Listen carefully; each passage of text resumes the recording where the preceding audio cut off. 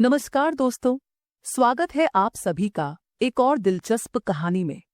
मुझे उम्मीद है कि यह कहानी आपको जरूर पसंद आएगी।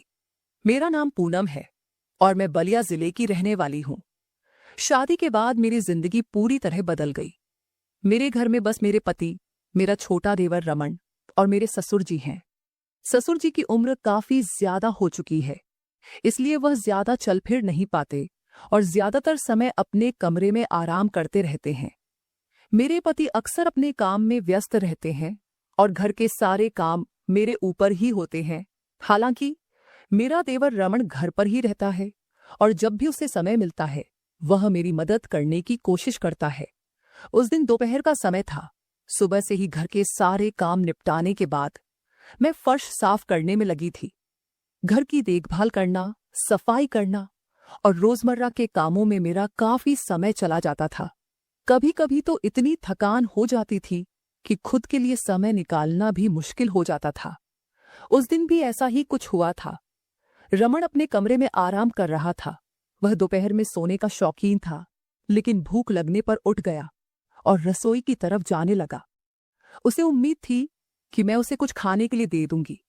जैसे ही वह कमरे से बाहर निकला और किचन की ओर बढ़ा, उसकी नजर मुझ पर पड़ी। मैं फर्श साफ कर रही थी और पूरी तरह अपने काम में डूबी हुई थी। रमन ने देखा कि मैं झुकी हुई थी और कपड़े से फर्श पोंछ रही थी। अचानक उसे एहसास हुआ कि मेरे ब्लाउज का एक हुक ढीला हो चुका था। वह कुछ समझ पाता इससे पहले ही हल्की सी आवाज आई और पहला हुक टूटकर खुल गया। लेकिन मुझे इसका कोई एहसास नहीं हुआ क्योंकि मैं पूरी तरह सफाई में मग्न थी। रमन थोड़ा घबरा गया। उसने सोचा कि मुझे इस बारे में बता देना चाहिए, लेकिन वह झिझक रहा था। वह अभी कुछ कह ही रहा था कि तभी दूसरा हुक भी टूटने के कगार पर था। अब वह और भी ज्यादा बेचैन हो गया। उसने जल्दी से मेरी तरफ कदम बढ़ाए, लेकिन तभी मैं अचानक उठी और एक जोर की आवाज के साथ मेरे ब्लाउज के बाकी हुक भी टूट गए। रमन ये देखकर बिल्कुल हक्का बक्का रह गया। ये सब इतनी तेजी से हुआ कि वह समझ ही नहीं पाया कि क्या करे। मैं खुद भी एक पल के लिए स्तब्ध रह गई। जैसे ही मुझे एहसास हुआ कि मेरा ब्लाउज पूरी तरह खुल चुका है, मैंने घबराकर अपना आंचल कसकर पकड़ लिया। रमन ने बिना कुछ सोचे समझे तुरंत अपनी नजरें फेर ली और पीछे मुड़कर खड़ा हो गया ताकि मुझे असहज महसूस न हो। मैं थोड़ी देर तक वहीं खड़ी रही, इस पूरे घटना को समझने की कोशिश कर रही थी। मेरी सांसें तेज हो गई थीं और मैं हड़बड़ी में अपने ब्लाउज को संभालने की कोशिश करने लगी। तभी रमन की आवाज आई, भाभी, आप जल्दी से अपने कमरे में जाकर दूसरा ब्लाउज पहन लीजिए। मैंने गहरी सांस ली और अपनी स्थिति को संभालने की कोशिश की। मैंने उसकी ओर देखा और थोड़ा शर्माते हुए पूछा, देवर जी, तुमने कुछ देखा तो नहीं?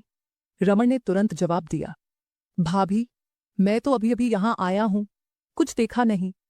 मैंने उसकी आंखों में देखा और हल्की मुस्कान के साथ कहा, झूठ मत बोलो, तुम पीछे से मुझे इस हाल में देखकर मजे ले रहे थे, मैंने देख लिया था।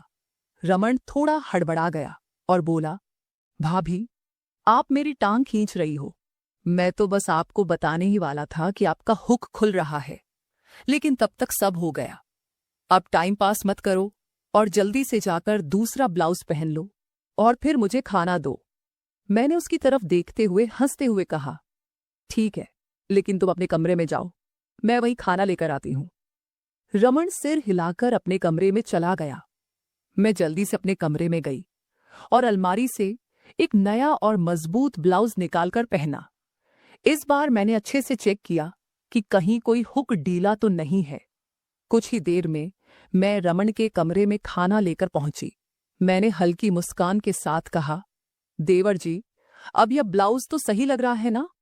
रमन ने मेरी तरफ देखा और मजाक में कहा, भाभी, अब आप मोटी हो गई हो, इसलिए अब कोई भी ब्लाउज ज्यादा दिन तक टिकेगा नहीं। मैं उसकी बात सुनकर हंस पड़ी और फिर खिलखिलाते हुए कमरे से बाहर चली गई। तो दोस्तों, ये थी मेरी कहानी। अगर आपको ये कहानी पसंद आई तो अन्वी स्टोरीज को सब्सक्राइब करें और अपने विचार हमसे जरूर साझा करें। धन्यवाद।